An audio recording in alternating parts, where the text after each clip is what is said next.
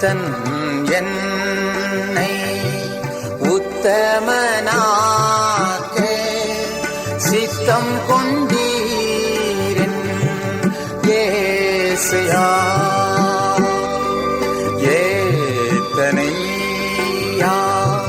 துரோகம் நான் செய்தேன், அத்தனையும் நீர் மன்னித்தீர். ரத்தம் சிந்த வைத்தேனே நான், அத்தனையும் என் பாவமல்லோ. கர்த்தனேயோ அன்பு கீழா நீத்தம் செய்வேன் சேவையே.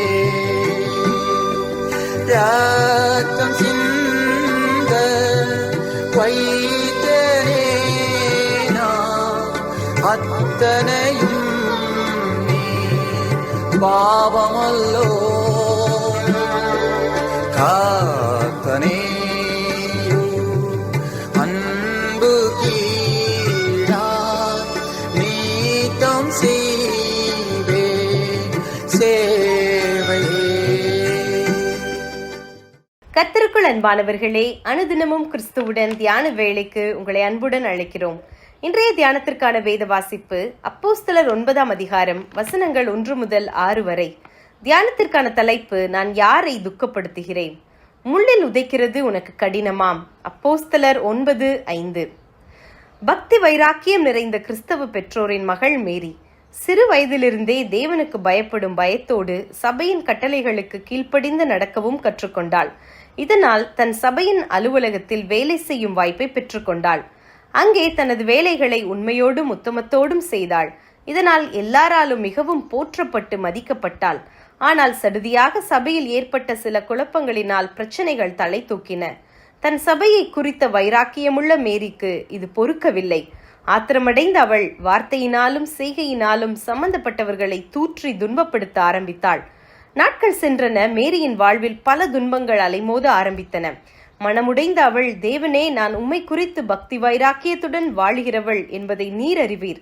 இந்த துன்பங்கள் எனக்கு எதற்கு என்பதை எனக்கு வெளிப்படுத்தும் என்று கண்ணீரோடு ஜெபித்தாள்.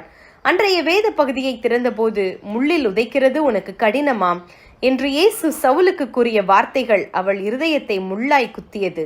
சவுலை போலவே தன் வார்த்தையினாலும் செயலினாலும் பல தேவ பிள்ளைகளை தான் துன்பப்படுத்துவதை உணர்ந்து கண்ணீரோடு தன் குற்றங்களை இயேசுவிடம் அறிக்கை செய்து மனம் திரும்பினாள். சவுலின் வாழ்வை ஒரு பவுலாக புரட்டி போட்ட இயேசு மேரியின் வாழ்வையும் மாற்றி தன் நாமம் மகிமைப்பட தொடர்ந்தும் அவளை உபயோகித்தார். சவுல் எப்படி இயேசுவை துன்பப்படுத்தினான்? தமது பிள்ளைகளை துன்பப்படுத்துவது தம்மை துன்பப்படுத்துவதற்கு சமம் என்பதையே ஆண்டவர் அன்று சவுலுக்கு உணர்த்தினார். முள்ளில் உதைக்கிறவன் தனக்குத்தானே கேடு உண்டாக்குகிறான். தேவ பிள்ளையே, இன்று நம்மில் எத்தனை பேர் இதே மாதிரி நமது சொந்த கிறிஸ்தவ சகோதர சகோதரிகளை வார்த்தையினாலும் செய்கையினாலும் துன்பப்படுத்துகிறோம்? இது அடுத்த நபரை அல்ல, கிறிஸ்துவையே துன்பப்படுத்துகிறோம் என்பதை ஏன் நாம் சிந்திப்பதில்லை? நாம் எங்கே எப்படி அடுத்தவரை தூற்றி இருக்கிறோம், நோகடித்திருக்கிறோம் அல்லது அவமானப்படுத்தி இருக்கிறோம் என்பதை சிந்தித்து அவற்றை அறிக்கையிட்டு மனம் திரும்புவோமாக. ஆண்டவரை நோகடிப்பது நமக்குத்தான் வேதனையை தரும். ஜாக்கிரதையோடு மனம் திரும்புவோமாக.